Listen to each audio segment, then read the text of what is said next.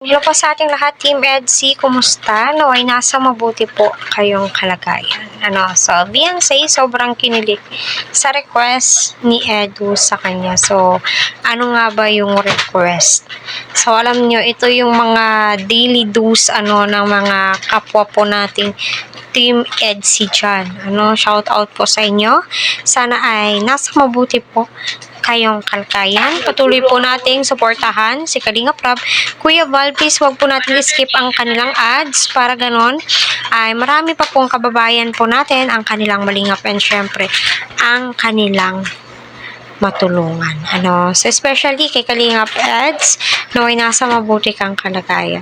So, yun na nga pong topic po natin ay hindi naman po ito naiiba sa bagong upload ni Kalingap Prab, na marami nga po ang nag-aantay, nag-aabang, kung ano na nga ba yung update. Syempre, sino ang hindi kikiligin sa kanilang dalawa? Sila yung nagbibigay kasiyahan sa ating puso. O, diba? Sana all. So, yun na nga po mga ka-Team Eds.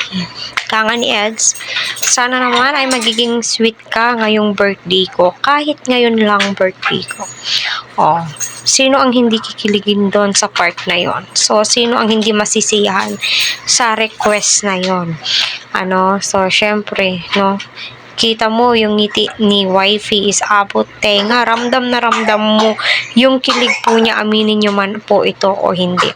Pati nga po kayo ay syempre baka kinilig din po kayo. So sa malamang part na po yun ng pagiging supporters natin, 'di ba?